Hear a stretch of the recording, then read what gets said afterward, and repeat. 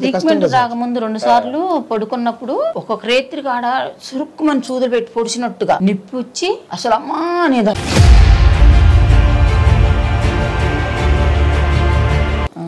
తర్వాత మా చిన్నబాబు చూసి ఇక్కడ చూద్దామే లాస్ట్గా తర్వాత ఇక మందులు వాడుకుంటా ఉన్నంతకాలం బాధపడాల్సింది నేను.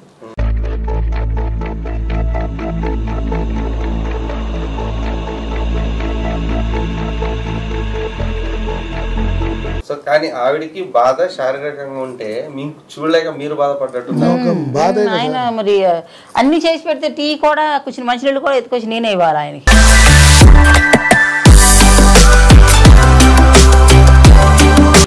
ఆవిడికి బాగా అవడం కానీ సంతోషం మాత్రం మీకే ఎక్కువ. అంతే కదా సార్. మరి ఇప్పుడు నాకు సంతోషం ఏముందంటే సార్, ఈమె నొప్పి వచ్చినప్పుడల్లా బిల్డ్ వేసుకునేది అర్ధరాత్రి కూడా. అర్ధరాత్రి కాదు అబ్బా అబ్బా అని అంటాం. ఈమె అట్ట ఆ నొప్పికి సర్దుకునేది ఇక నాకు నిద్ర పట్టేది కాదు. నేను ఇప్పుడు ఆమె నిద్రపోతుంది, నేను నిద్రపోతాను మంచి కాదు సార్. మా బాధ లేనప్పుడే కదా మనిషి సుఖంగా బతకగలిగేది. కరెక్ట్, పూర్తిగా ప్యూర్ అయినట్టు.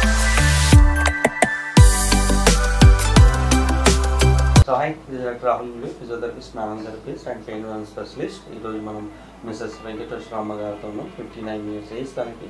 సో తను మన దగ్గర భుజం నొప్పితో రావడం జరిగింది. అండ్ మనం ఫస్ట్ కూడా వీడియో తీసుకున్నాం. అండ్ ఇది ఫస్ట్ మన video last session almost 14 session కదమ్మా ప్లాన్ చేసాం. 14 కదా, 14 సెషన్స్ ప్లాన్ చేసాం. అండ్ తనని అడిగి తెలుసుకున్నాం మనం ఈ మొత్తం ట్రీట్మెంట్ మొత్తంలో ఎంత డిఫరెన్స్ వచ్చింది ఏంటి అని. సో ఎప్పుడు స్టార్ట్ అయిందమ్మా? ఎప్పటి నుంచి ఉండే భుజం నొప్పి? 9 నెలల మట్టు. ఓకే, ఎట్లా స్టార్ట్ అయింది? మనం పడడం కానీ లేదు లేదు, నాకు ఫస్ట్ తలలో నుంచి లేదు, తలలో నుంచి కొంచెం తిమ్మిరిగా ఉండే. తర్వాత ఇక్కడ ఎడం పక్క నుంచి భుజం వరకు తిమ్మిరిగా ఉండేది. తిమ్మిరి ఉండి తర్వాత ఈ భుజం నొప్పి వస్తుండేది. ఇక అప్పుడప్పుడు కొంచెం వ్యాయామం ఎక్సర్సైజ్ లాగా చేసుకునేదాన్ని. ఇక నొప్పి ఎక్కువ వచ్చినాక చూపించుకున్నాం. తెనాల్లో చూపించుకున్నా ఫస్ట్. తెనాల్లో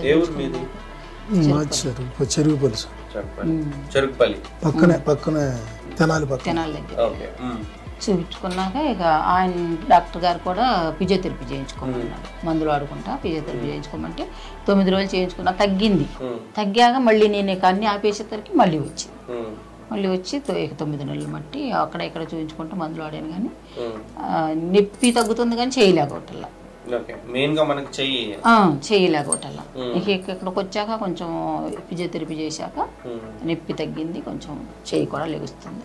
మూమెంట్ ఎలా ఉంది ఇప్పుడు? మూమెంట్ పర్వాలేదు, బాగానే ఉంటుంది. అంతవరకే ఉంటుంది కానీ కొంచెం చేస్తాను ఎక్సర్సైజ్. లెఫ్ట్ కి రైట్ కి ఈక్వల్ వచ్చింది ఆల్మోస్ట్. కొంచెం మేబీ ఒక 5% డిఫరెన్స్ ఉందేమో ఆల్మోస్ట్. మీకు ఎలా ఉంది చూడడంలో? బాగానే. ఎలా జరిగింది ట్రీట్మెంట్? ఎందుకంటే ఫస్ట్ వచ్చినప్పుడు కొంచెం అట్లానే కాదు సార్, డౌట్ఫుల్ గాని కాదు సార్. అసలు ఇది నాకు కూడా డౌట్ అనమాట. ఏమాత్రం అన్న దీంట్లో 50% అన్న తేడా వస్తే తను చెంగుగాడ తోపుకోలేని పరిస్థితిలో ఉంది కదా, బ్లౌజ్ చేసుకోలేని పరిస్థితుల్లో. అట్లా కొంచెం నేను ఫీల్ అయినా సార్. ఇంట్లో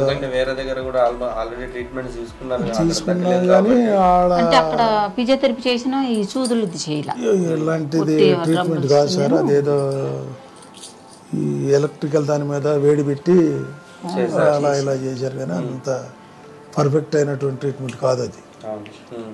ఏదో మరి ఇక్కడికి వచ్చినాక మాకు కొంచెం అన్ని విధాలా చేయి లేపగలుగుతుంది, ఇంట్లో పని చేసుకోగలుగుతుంది.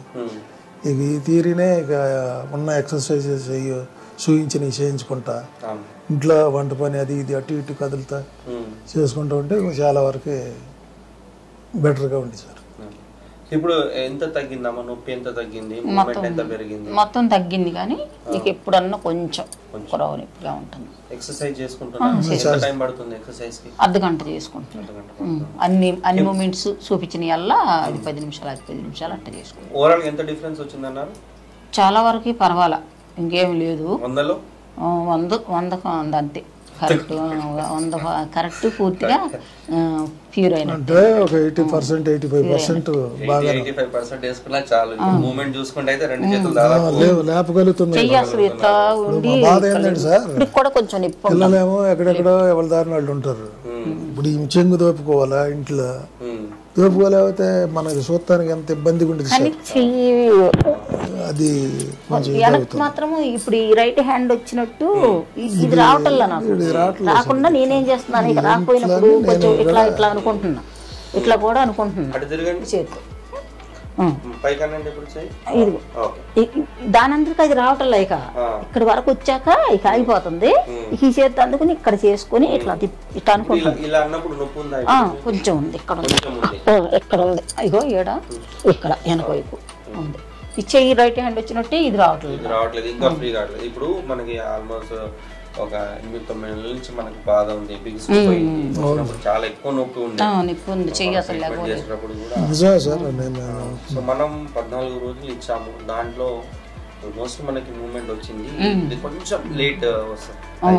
ఎక్సర్సైజ్ చేసుకుంటాను. ఎక్సర్సైజ్ అవి చేసుకుంటే ఎలా ఉంటుంది మీకు? ఎలా ఉంటుంది ఎక్సర్సైజ్ చేసుకుంటే? చేస్తే రిలీఫ్ గా ఉంటుంది, కొంచెం రిలీఫ్ గానే ఉంటుంది. సో ఇది కూడా వచ్చేస్తుంది మళ్ళీ మనం చేసుకుంటూ ఉంటే ఆ కొంచెం మూమెంట్ కి మనం ఇంకా విజిట్ ఏం టెన్షన్ లేదు.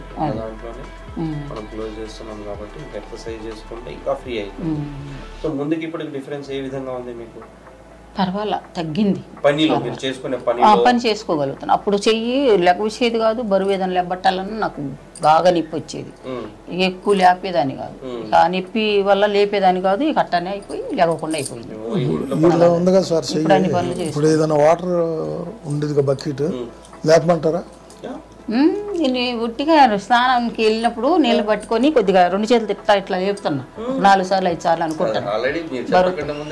నేను చేసుకుంటున్నా ఒక 5-6 రోజుల నుంచి చేసుకుని మెల్లిగా మరీ ఎక్కువ లేకుండా ఆడ నుంచి కొద్దిగా ఇట్లా లేపి ఇట్లా 4 సార్లు 5 సార్లు కింద పెట్టుకుంటున్నాను. ఇక 2 గుళ్ళతోటి ఇట్లా 2 చేతులు పట్టుకొని చేస్తాను. ఈ భాగాలు సార్ బాగా గట్టిగా ఉంటుంది, నాకు అది చాలా గట్టిగా ఉంటుంది. ఫ్రోజన్ షోల్డర్ కదా సార్, ఫ్రోజన్ షోల్డర్ అంటే లోపల మొత్తం ఆ జాయింట్ మొత్తం ఆ బ్లూ ఫ్రోజన్ అంటే గట్టిగా అయిపోయి అడేషన్స్ లాగా ఫామ్ అయిపోయి లోపల బిగుసుకుపోతుంది. కాబట్టి లోపల బిగుసుకుపోవడం వల్ల తను మూమెంట్ చేయలేరు, లేపలేరు. మూమెంట్ ఉండదు కాబట్టి కొన్ని రోజుల తర్వాత మజిల్స్ కూడా, కండరాలు కూడా బిగుసుకుపోతాయి. ఇప్పుడు మనం ట్రీట్మెంట్ స్టార్ట్ చేసిన దగ్గర నుంచి కొంచెం కొంచెం కొంచెం ఫ్రీ అవ్వకుంటూ వెళ్తుంది. ఆల్మోస్ట్ ఫ్రీ కూడా అయింది. ఇంకా కొంచెం ముందు ఉంటుంది, ఇంకా వెళ్తుంది ఎక్సర్సైజెస్ చేసుకుంటూ.